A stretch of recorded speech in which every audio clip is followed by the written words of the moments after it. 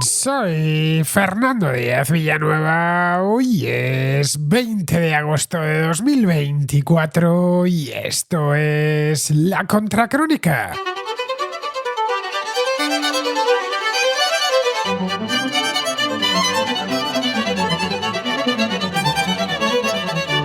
Han pasado 3 semanas desde las protestas que tuvieron lugar en el Reino Unido a cuenta del asesinato de 3 niñas en Southport.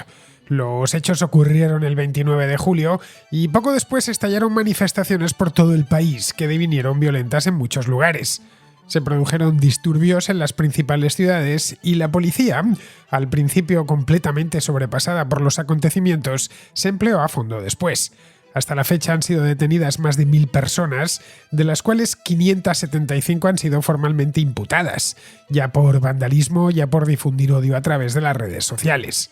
Desde el principio, el gobierno presidido por Keir Starmer se propuso salir de esto cuanto antes. La prioridad era pacificar la calle, algo que le demandaban todas las fuerzas políticas. Una vez conseguido eso, solicitó a los tribunales agilizar los pleitos, para que eso mismo sirviese de lección. Los jueces se pusieron manos a la obra y mediante juicios rápidos, tan pronto como el 7 de agosto, se dictaron las 3 primeras sentencias. Se trataba de 3 alborotadores que habían participado en los disturbios de Liverpool.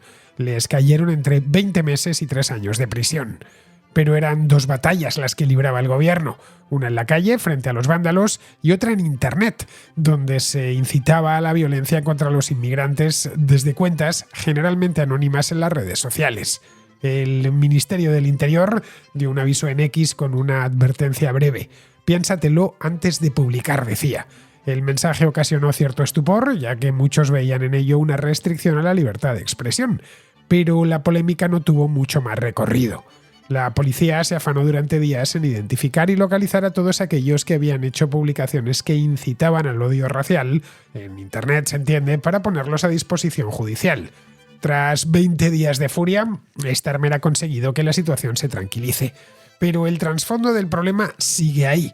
Las protestas estuvieron motivadas por el asesinato de las niñas y por un bulo sobre su autoría que corrió a gran velocidad por las redes sociales. Pero lo que empujó a mucha gente a salir a la calle fue la inmigración. Este es uno de los temas clásicos de la política británica que ocupa buena parte del debate público en las islas desde hace ya muchos años. En el país hay casi 11 millones de inmigrantes, es decir, aproximadamente el 16% de la población. En lugares como el Gran Londres, ese porcentaje escala por encima del 40%.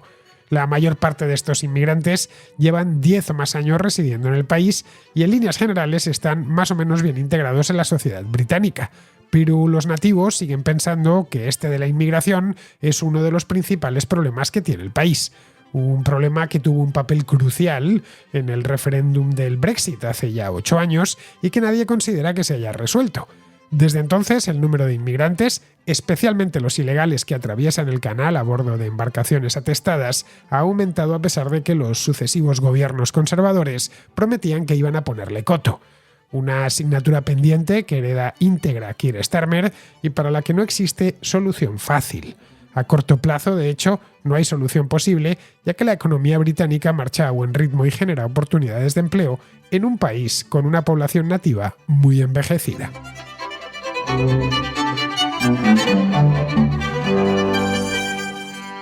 El gobierno del Reino Unido, el nuevo gobierno del Reino Unido, ha conseguido frenar en seco los disturbios provocados por el asesinato de 3 niñas en Southport el pasado 29 de julio.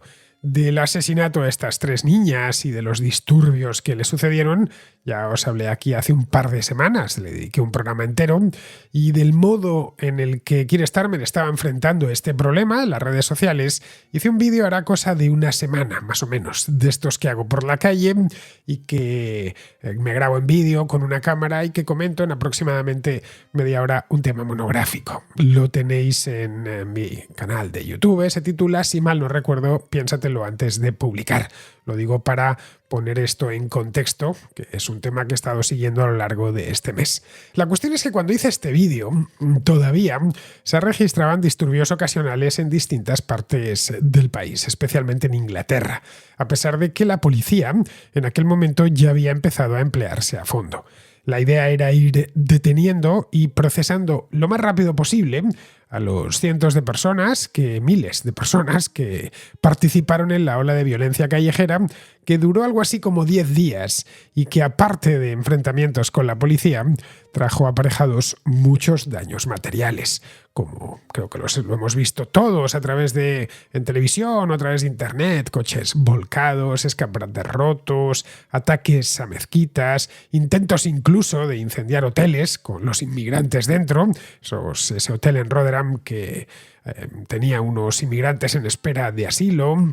Vimos también cómo ardía por los 4 costados una biblioteca en Liverpool. En fin, todo lo que dio de sí malo, esos 10 días de locura, lo hemos podido ver, ya sea en televisión, ya sea en redes sociales. Vamos, que a falta de mejores noticias durante el mes de agosto, los disturbios en el Reino Unido han servido de menú informativo en todas partes del mundo. Los juicios han sido rapidísimos, de estos ya no se ha hablado tanto como de los disturbios. Han detenido un total de 1.000 y pico personas, unas 1.100 personas, de las cuales solo 575 han pasado a disposición judicial. Es decir, han cometido un delito lo suficientemente grave como para que tengan que ser juzgados, en una palabra. Bien, de estas 575 personas, todas van a pasar por delante del juez. Han pasado muchas ya y de manera muy rápida. El detenido pasa a disposición judicial y automáticamente se instruye el caso con las pruebas, generalmente en vídeo, porque hoy todo se graba, empezando por los propios manifestantes que se grababan a sí mismos, que aporta la policía o que ha podido encontrar la policía dentro de sus propios terminales móviles. No es la primera vez que se hace esto en el Reino Unido, que muchos están sorprendidos diciendo: ¿pero cómo es posible? Estamos en una nueva época de represión policial en la que te juzgan a toda velocidad y tan solo con un vídeo. Bien, en 2011, que puede parecer mucho tiempo, pero no es tanto, estamos hablando de algo que sucedió hace 13 años y que ya había, por supuesto, muchas cámaras en la calle, no tantas como en nuestro tiempo, pero para el año 2011 ya los iPhone ya estaban en la calle y los primeros Android y todos estos teléfonos tenían cámara. Por supuesto, las redes sociales también estaban entre nosotros, aunque no tenían la fuerza que tienen hoy. Y, por supuesto, Internet ya iba lo suficientemente deprisa como para que yo mismo siguiese aquellos acontecimientos a través de Internet en 2011. Si es que el tiempo pasa muy deprisa. Bueno, pues en aquel momento, en 2011, con aquellos disturbios de Tottenham es un distrito que hay al norte de Londres, se hizo algo muy parecido, a instancias del que en aquel entonces era fiscal general de la Corona. Un tipo no muy conocido por la opinión pública, por lo menos en 2011, llamado Keir Starmer.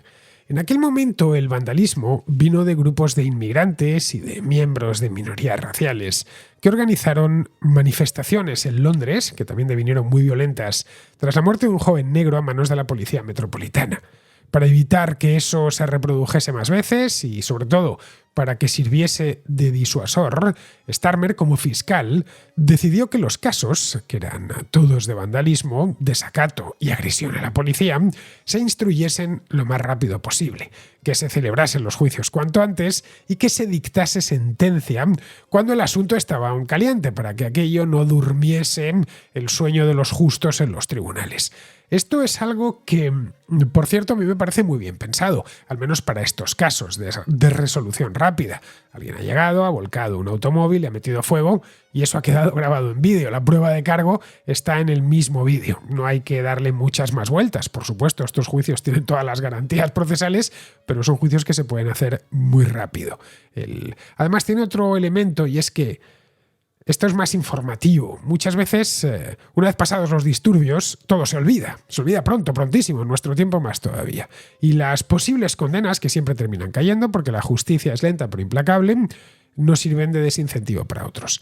Así que de lo que se trata, o de lo que trató Starmer en aquel momento, y ha vuelto ahora ya como primer ministro, es que la justicia, además de implacable ante delitos flagrantes, sea rápida, no sea lenta.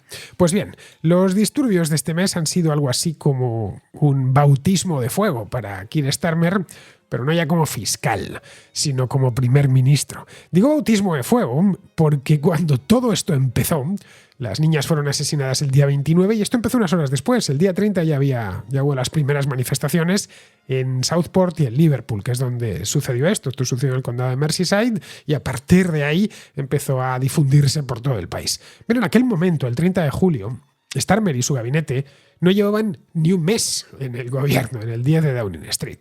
Lo que hizo Starmer fue responder rápido, captó a la perfección de qué iba la cosa, debió tener algo parecido a un déjà vu con lo que él mismo había vivido como fiscal general de la corona en el año 2011 y puso al Ministerio del Interior, el llamado Home Office, que es como se conoce en este país, y a su secretaria, que se llama Yvette Cooper, a trabajar de forma prioritaria, nada de vacaciones, al menos veraniegas este año, sobre este tema para que el orden volviese a la calle.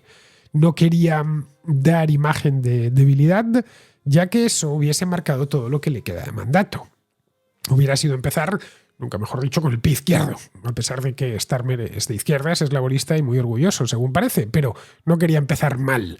Luego le estaban pidiendo todas las fuerzas políticas, especialmente la segunda fuerza política del país, la más importante, que es la segunda más importante, que es el Partido Conservador, y no solo, se lo estaba pidiendo también el Reform UK, el partido de Nigel Farage, que al principio se apuntó tratando de sacar partido de esto y luego cuando vio como lo que había derivado la cosa en la calle, pidió por favor al gobierno que actuase como gobierno y que devolviese la paz y la tranquilidad a las calles.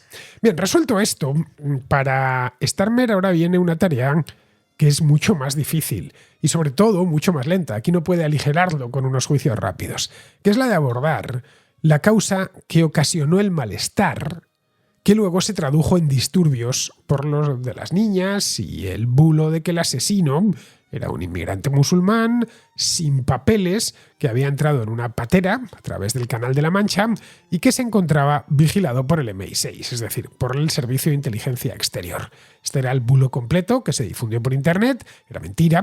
El presunto asesino, el principal sospechoso, es un adolescente, bueno ya no, ahora ya es un mayor de edad, cumplió los años el 7 de agosto, los 18 años, pero vamos, en el momento en el que asesinó a estas niñas, o presuntamente asesinó a estas niñas, fue el día 29 de julio y por lo tanto no había cumplido los 18 años. Se merece el calificativo adolescente. Bueno, un adolescente nacido no en Inglaterra, sino en Gales, en la ciudad de Cardiff, pero que llevaba ya muchos años, tantos como 11, viviendo en Southport.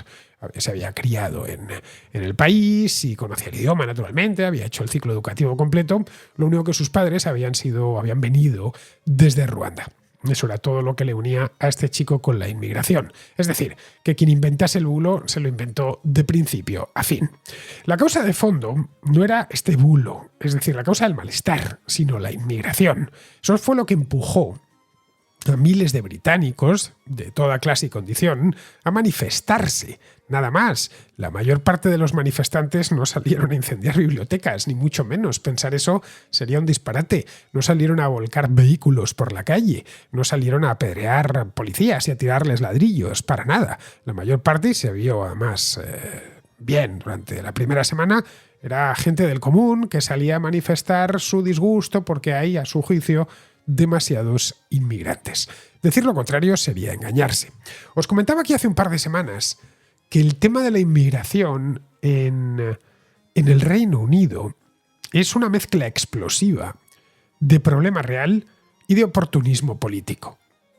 Sigue siéndolo. Os lo decía hace 2 semanas y no ha cambiado nada porque esto viene siendo así desde hace ya mucho tiempo.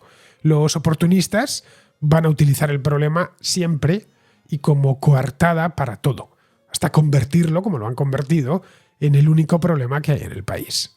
Pero eso no significa que estén estos oportunistas, no significa que el problema no exista, tal y como, por ejemplo, hacen ver muchos laboristas y en general la izquierda británica, que esto es un invento de la derecha o de la extrema derecha y que realmente no hay ningún problema con la inmigración y que los británicos están encantados de tener tantos inmigrantes. Bien, eso tampoco es cierto.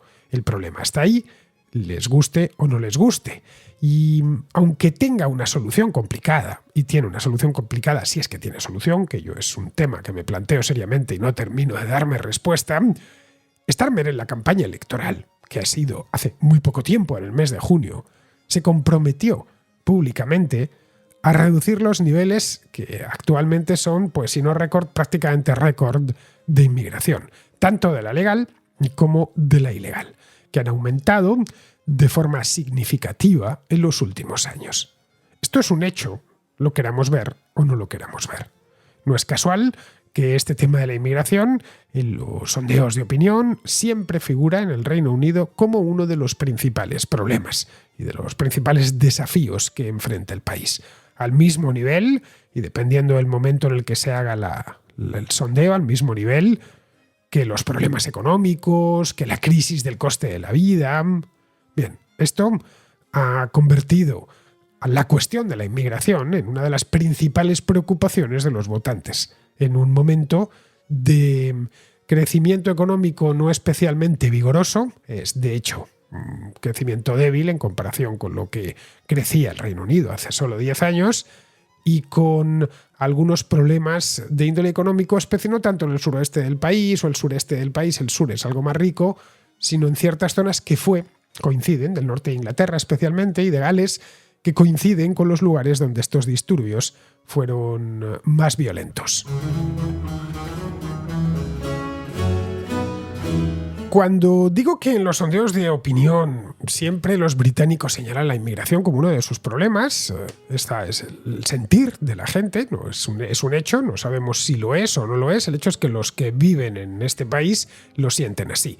Hace solo un par de semanas, plenos disturbios, es decir, más o menos en torno al 10 de agosto, se publicó un sondeo de opinión nacional que revelaba que más de la mitad de los británicos tenían a la inmigración y a los refugiados como uno de los principales problemas que enfrenta el país. Casi igualaba, por gravedad, a las preocupaciones que tienen sobre la economía y el coste de la vida. Bien, este es el nivel más alto de preocupación sobre la inmigración desde 2016. Es decir, poco después de que el Reino Unido votara a favor de abandonar la Unión Europea. En buena parte debido a que habían entrado en los años precedentes muchos inmigrantes provenientes del este de Europa, especialmente de Polonia y de Rumanía. Y eso no gustaba a mucha gente. Cuando se hablaba del Brexit, cada uno tenía su propio Brexit. El Brexit yo lo traté en la Contracrónica de manera detalladísima durante años, y uno de los problemas principal, además, y de lo que empujó a muchos votantes, no fue la regulación de Bruselas, como se solía decir. No fue recuperar el orgullo nacional. Era recuperar el control de las fronteras, porque entendían que una vez los británicos tuviesen el control de sus fronteras, y se decía así hasta en la campaña del Brexit, de los que defendían el Brexit, los Brexiters, decían Take Back Control, es decir, recuperemos el control, lo leían en esa clave. Vamos a recuperar el control de la frontera. Los británicos, incluso dentro de la Unión Europea, tenían el control de la frontera porque nunca estuvieron en el área Schengen. Pero en fin, esto es caso aparte. Y con eso conseguirían frenar la inmigración casi en el acto. Bien, el Brexit ya en el Reino Unido es pasado perfecto. Se votó hace más de 8 años, pero a pesar de que ha pasado todo este tiempo, que es bastante, estamos hablando de 8 años, caray, es muchísimo, desde que se votó, desde el Brexit propiamente dicho, no ha pasado tanto tiempo, ha pasado 4 años y medio, pero vamos, son 8 años. A pesar de eso, el gobierno ha recuperado totalmente el control de las fronteras al 100%, ahora especialmente de cara a la Unión Europea. Bien, y a pesar de que los sucesivos gobiernos conservadores no han hecho más que prometer que iban a reducir la inmigración, costase lo que costase, a pesar de todo eso, el número de inmigrantes que entran no hace más que aumentar, y así año tras año. Este fracaso en las promesas nunca cumplidas ha influido directamente en las elecciones. Lo pudimos ver en las del 4 de julio. El partido de Farage, el Reform UK, obtuvo el 14% de los votos. Lo que viene a decirnos y a recordarnos y a confirmar que por mucho que los británicos digan que ellos no tienen nada que ver con el continente, que son un mundo aparte, sus preocupaciones y dinámicas políticas son muy similares a las del continente. El resultado de Reform UK ha corrido en paralelo, el buen resultado, quiero decir, ha corrido en paralelo con el auge de movimientos similares en lugares como Francia, los Países Bajos, Alemania o la propia España. Europa Occidental está en crisis, acostumbran a decir los medios cercanos al Kremlin. Lo repiten una y otra vez. Es un continente que decae, que decae y que se está cayendo. Nadie quiere vivir aquí, esto es poco menos que el infierno. Pero a pesar de que lo dicen y lo repiten una y otra vez, es un imán para la gente de todo el mundo. Esto es un hecho, no una opinión, como expresan estos medios tan cercanos al Kremlin. Los inmigrantes llegan de todas las direcciones, también desde Rusia, por cierto, para establecerse en los países de Europa Occidental y emprender una nueva vida aquí. Si nos vamos al Reino Unido, lo que vemos es que desde el año 2000, el porcentaje de la población que ha nacido fuera del país ha pasado del 8% a casi el 17%. Es decir, que se ha duplicado más o menos. A modo de comparativa, en Estados Unidos es el 14%. En algunos lugares como Londres, como os decía en el Gran Londres, el Greater London, como os decía en la introducción, ese porcentaje es muchísimo mayor. Es el 41%. Es decir, por redondear, 4 de cada 10 habitantes del Gran Londres no han nacido no ya en Inglaterra o no ya en el Reino Unido. No han nacido dentro del Reino Unido, han nacido fuera del país. A esto habría que sumar evidentemente los hijos, las segundas generaciones y los nacionalizados que llevan ya, que cualifican para obtener la nacionalidad. Luego, ese porcentaje sería todavía más alto. El británico medio ha podido ver este cambio en el curso de su vida. Es decir, no ha sido un cambio gradual, sino bastante repentino. Este es un país muy tranquilo, más de lo que se piensa. El Reino Unido normalmente se conoce, las ciudades grandes, sobre todo Londres, que es la meca turística del país, pero también ciudades como pueden ser Manchester o Birmingham, o las que hay en el norte, tipo Edimburgo. Pero la Inglaterra más profunda, llamémosla así, no es tan conocida por los extranjeros. Los que la conocen lo descubren en el acto. Es un país muy tranquilo, muy de vivir en casas adosadas o individuales, con su pub local y su vida plácida, cuando no directamente aburrida.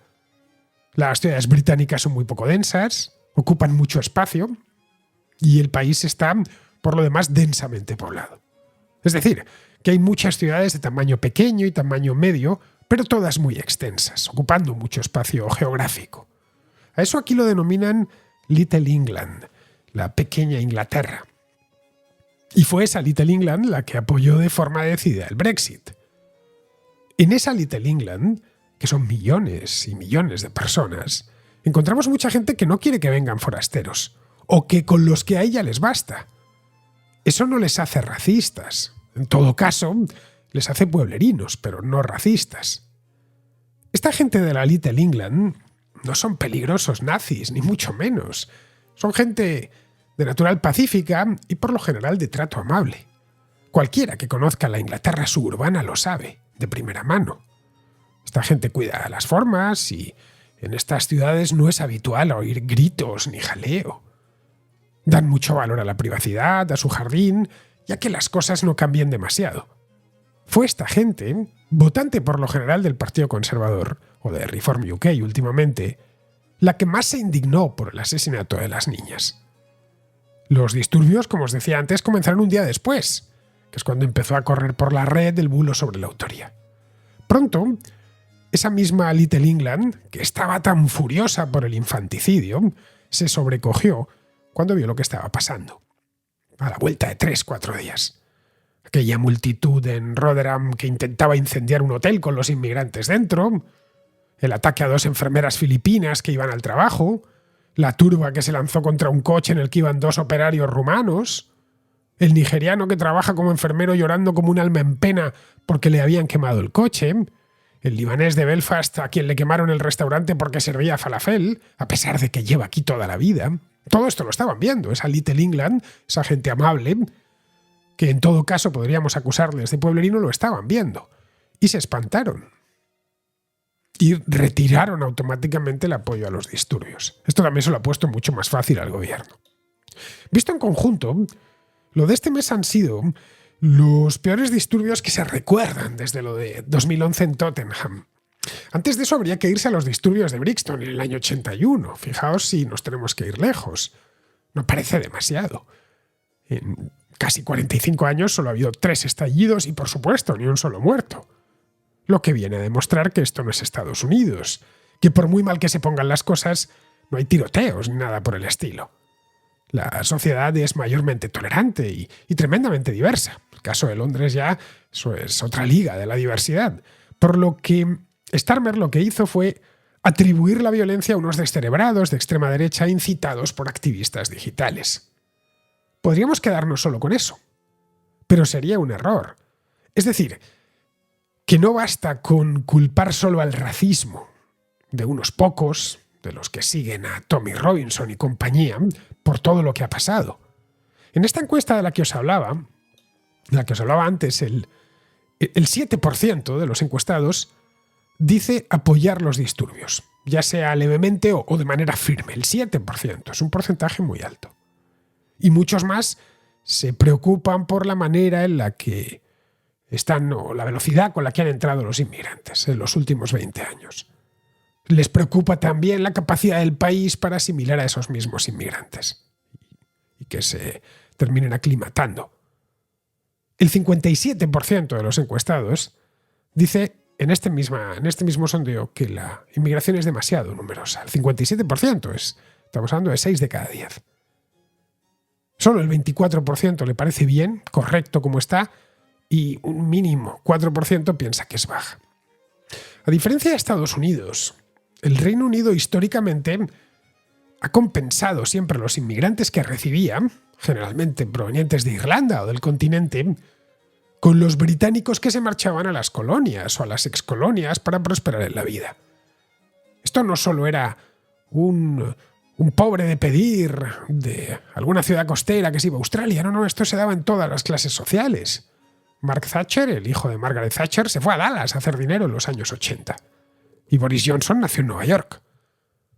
De hecho, hasta esa misma época, hasta los años 80, se marchaban tantas personas como llegaban, lo que mantuvo la migración neta en torno a 0. Pero a partir de esa década, los que llegaban empezaron a ser más numerosos de los que se marchaban. Un proceso que se aceleró conforme el Reino Unido se convertía en la meca de los emigrantes europeos, de los emigrantes comunitarios.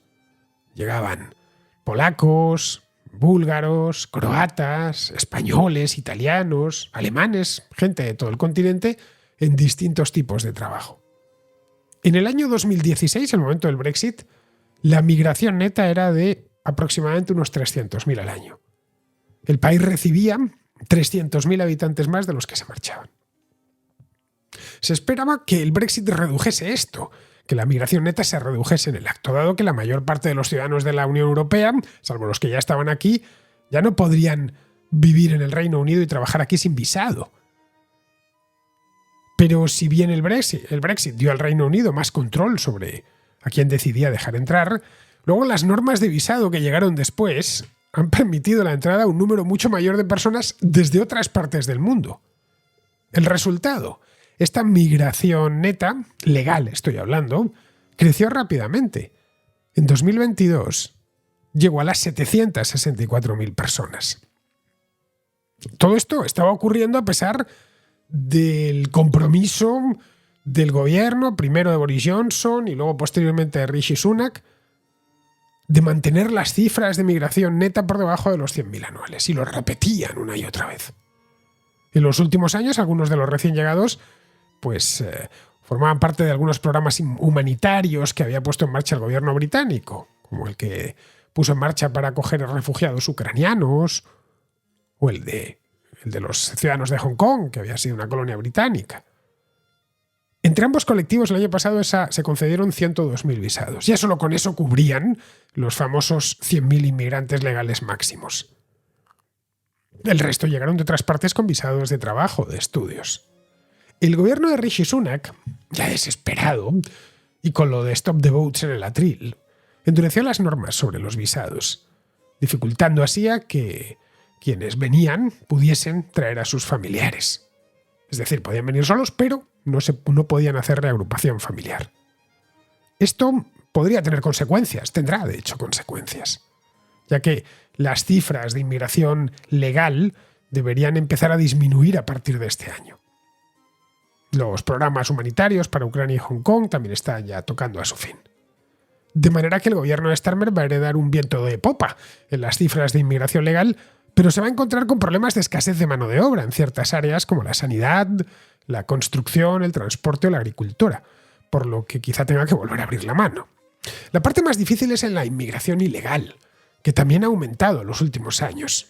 Hace 10 años, los gobiernos de Francia y el Reino Unido llegaron a un acuerdo para cerrar la vía del túnel del canal, el Eurotúnel, que era la que empleaban muchos ilegales. Las mafias los metían en camiones o en automóviles y una vez ya en Gran Bretaña, en Folkestone, los soltaban en una zona segura al abrigo de la mirada de la policía. Eso lo único que consiguió que se cerrase esa vía fue que estas mismas mafias se pasasen a las costas del canal. Arman pateras en la costa de Normandía y cruzan el Canal de la Mancha con los ilegales a bordo. Es mucha la costa que hay que vigilar. En el lado francés, las regiones de Normandía y Alta Francia tienen unos 750 kilómetros de costa. En el lado inglés, los condados de Kent, Sussex, Hampshire, Dorset y Devon tienen aproximadamente la misma extensión costera, algo menos quizá. El punto más estrecho del canal es el Paso de Calais, que tiene unos 30-35 kilómetros. A la altura del Havre ya hay 130 kilómetros, pero luego se vuelve a estrechar. Entre Cherburgo y la isla de Wight hay solo 100 kilómetros. Vamos, que no parece demasiado difícil si lo comparamos con la travesía del Mediterráneo central o la del Atlántico que conduce a las Canarias. Esa es la razón por la que la ruta del canal es hoy la favorita. En 2017 se interceptaron a 300 personas en esa ruta. En 2022 ya eran 45.000. El gobierno de Starmer ha abandonado el plan del gobierno de Sunak de enviar a los solicitantes de asilo a Ruanda que esperen, y ha adelantado que se va a centrar en desmantelar las bandas, las mafias estas criminales que transportan a los inmigrantes por el canal. También tiene pensado acelerar el procesamiento de los solicitantes de asilo, que una vez que ya estén en el Reino Unido. Hay que recordar que uno de los objetivos predilectos de los que ocasionaron los disturbios eran los hoteles, donde alojan a los que están esperando una resolución sobre el asilo político. Pueden pasarse meses allí hasta que la justicia resuelve. Acelerar este trámite sería una buena medida, pero para eso hay que volcar recursos en el sistema de justicia. Entretanto, algo me dice que este tema seguirá dando que hablar. Lo de los disturbios en Inglaterra se ha medio digerido, y digo medio porque la derecha anda con que todo es culpa de la inmigración y la izquierda con que todo es culpa de la pobreza. Y la pobreza, según ellos, se debe al capitalismo. Cada uno con su tema y su táctica de enemigo único. Eso, evidentemente, no resolverá el problema. Ni siquiera lo hará más llevadero. Pero al menos les sirve para apuntalar su agenda, que de eso mismo se trata.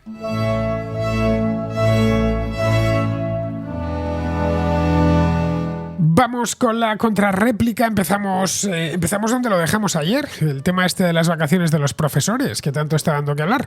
Os dije que me dejaba una nota de voz de un contraescucha llamado Víctor, que nos daba una visión desde el otro lado, el de los padres. Hola Fernando, me encantan tus programas. Estoy esperando a ver qué otra contra se te ocurre. Espero que en un futuro quizá hagas una contraventana para hablar de cotilleo. Tenía que hacer la broma. Mira, tengo que mandarte este audio porque me ha sentado un poco mal el comentario del profesor de instituto que él trabaja mucho en verano. No quiero confrontar y evidentemente sé que tú eres una persona que siempre evita cualquier tipo de violencia, pero me gustaría dejar una cosa clara y poner los puntos sobre las IES. No se trata solamente de si tienen los 2 meses en verano o no, que como él ha mencionado, están a disposición de lo que digan. Pero ojo, estar a disposición de lo que digan no implica estar allí trabajando. Y no se trata de odio ni... No. Se trata de por lo menos tener las cosas muy claras, seas o no y seas interino. Y cuando mencionas las vacaciones, parece que se nos olvida, y lo digo como padre que tiene que buscar la forma de conciliar, en los cuales yo tengo 30 días naturales al año de vacaciones. Insisto, 30 días al año de vacaciones, no estoy hablando en verano. Yo no tengo solamente del 1 al 31 de agosto, como comenta el profesor de instituto, ¿vale? Podemos mencionar la Semana Santa, podemos mencionar la Semana Blanca. La Semana Santa, mientras que el común de los mortales, soy autónomo. Así que, Fernando, estoy como tú con lo de no tener días libres. Pero imagínate que no fuera autónomo, tendría 4 días libres. jueves, viernes, sábado y domingo, o viernes, sábado y domingo en función de las comunidades autónomas, como bien sabes. La gente del colegio tiene una semana y un día. La semana blanca son otros 5 días, que ahora cambia de nombre, pero siguen estando. El colegio empieza normalmente, en el caso de Madrid, este año, el 9 de septiembre y suelen terminar en torno al 20 y tantos de junio. Es verdad que hasta el 30, bueno, pues sigue teniendo ciertos quehaceres que no son la carga normal que tienen. Pero se nos olvida también las vacaciones de Navidad, ¿verdad? Porque las vacaciones de Navidad, en el caso de los profesores, van del torno al 20 pocos de diciembre, este año 20 empezarán probablemente, hasta el 7, 8 de enero. Es decir, que si sumamos todas las vacaciones que tiene un profesor, insisto, no es por crear polémica, pero sí me gusta, como te gusta a ti también siempre, precisar los datos y precisar la realidad, no solamente los 2 meses de verano, sino todo lo demás que tienen. Cuando el común de los mortales, los padres que tenemos niños y tenemos que hacer 187.000 millones de malabares para ver qué hacemos con ellos y cómo hacemos que nuestra vida personal y vida profesional pueda coexistir, tenemos 30 días naturales, 23 laborables en algunos casos, incluso a un convenio puede mejorar, pero estamos hablando siempre de norma general. Entonces, bueno, pues simplemente por concretar, TLDR, no digo que sobre el papel tengas que estar disponible y a lo mejor no puedas estar en la playa o si estás te tengas que volver, pero sí que menciono que no son solamente los 2 meses de vacaciones en verano, que me consta, porque también tengo muchos conocidos en este caso, que es así. De hecho, donde estoy yo ahora mismo, hay gente que lo dice abiertamente. Bueno, soy profesor, me vine aquí a principios de julio y bueno, pues a final de agosto me tengo que volver, son 2 meses. Y todas las demás vacaciones del año. Perdona por la longitud del audio, supongo que no lo pondrás. Si es que lo pones, un saludo a todos los contraescuchas. Insisto, no es por confrontar, pero sí me gusta que veamos la foto completa y que veamos toda la realidad.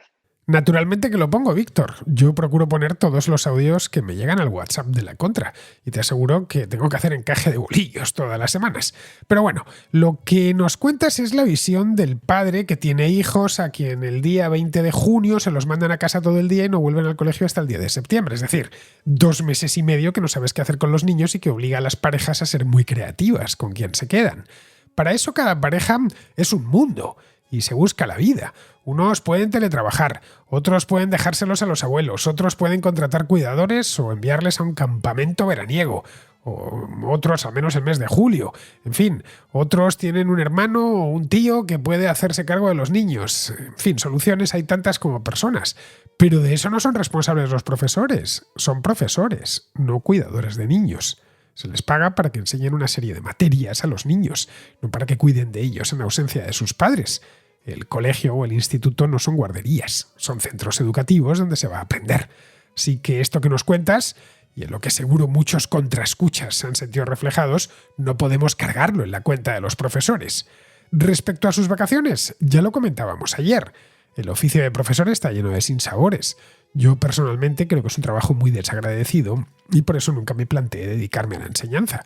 Explicar todos los años lo mismo a chicos que en su mayor parte no quieren aprender lo que se les explica, pues puede ser muy frustrante.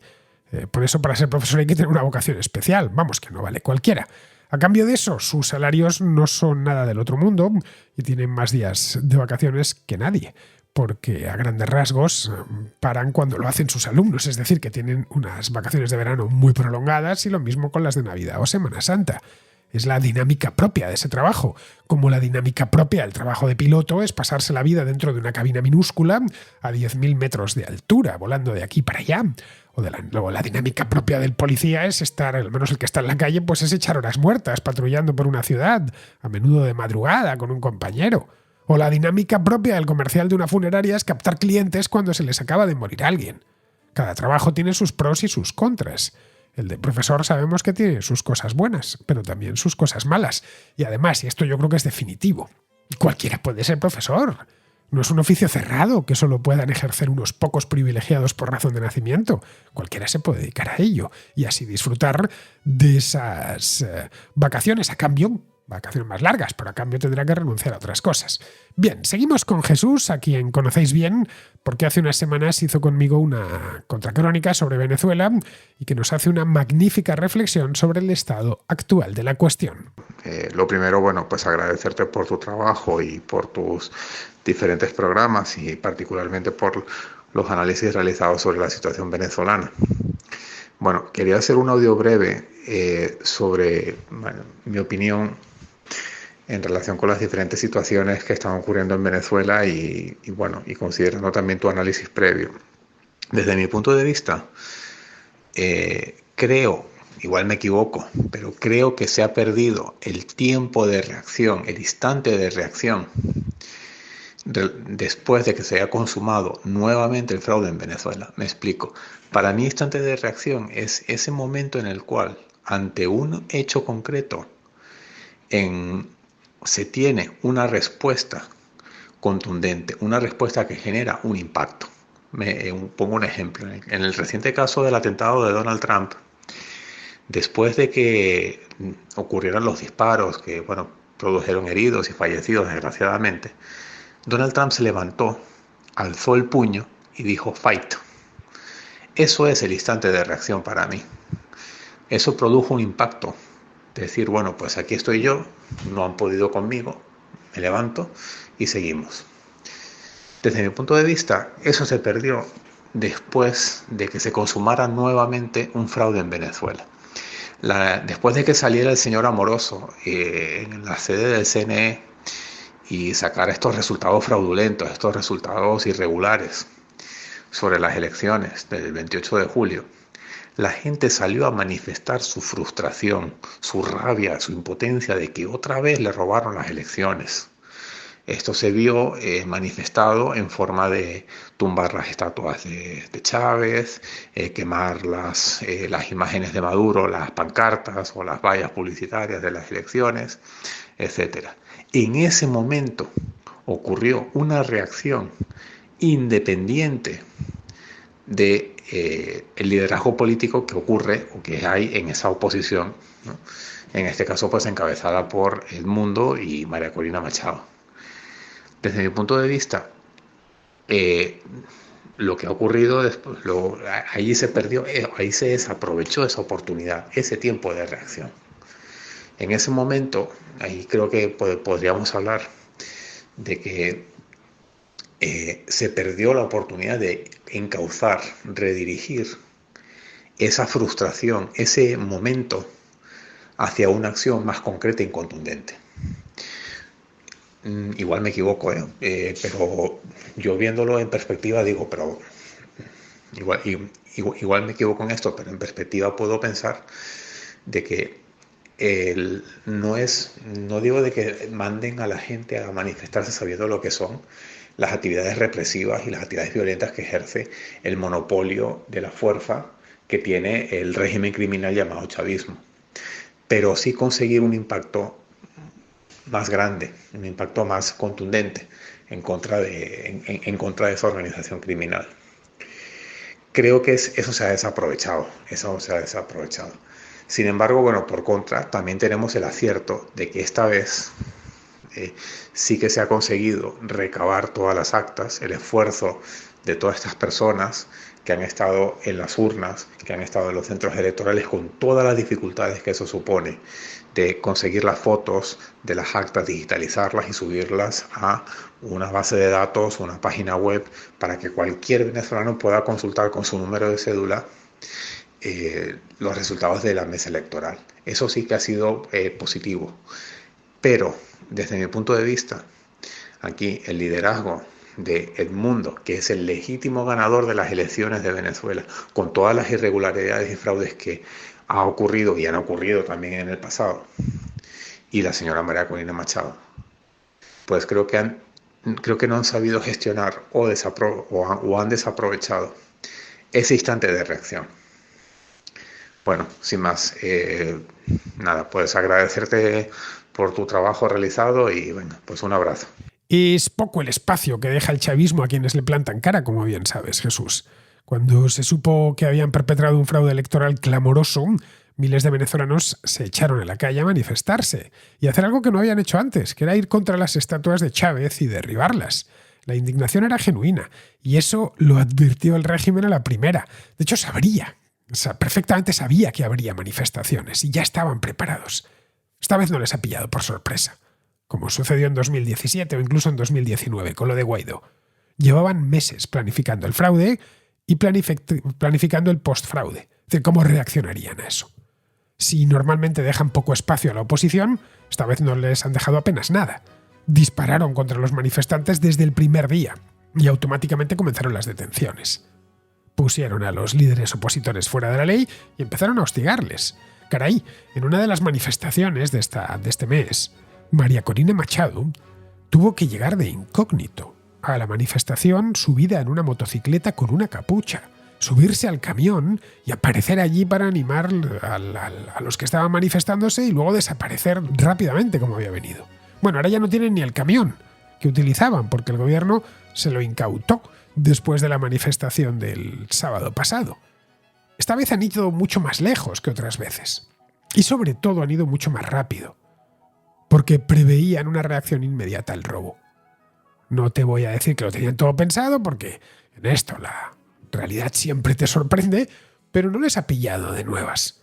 Vamos, que bastante ha hecho la oposición con los medios que tiene y la policía encima a todas horas. Mira, el otro día, este mismo sábado, estaba mirando las fotos de las manifestaciones, que estaban en todo el mundo. Estaba yo contentísimo mirándola por internet, como había manifestantes venezolanos en lugares tan remotos como Sydney o Tokio, lugares así, ¿no? Kuala Lumpur, digo, mira, yo veía dos tipos allí con una banderita. Y luego ya cuando empezaron las manifestaciones en Europa, vi que había mucha gente en Ámsterdam, en Londres, en París, en Roma, etc.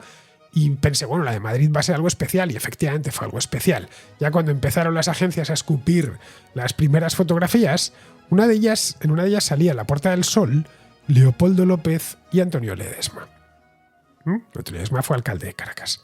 Bueno, pues ahí estaban dos de los principales opositores a 7.000 kilómetros de distancia en España, porque si se les ocurre regresar les encarcelan en el acto y quizá ya no salgan más veces de la cárcel, porque estos dos ya han estado en la cárcel.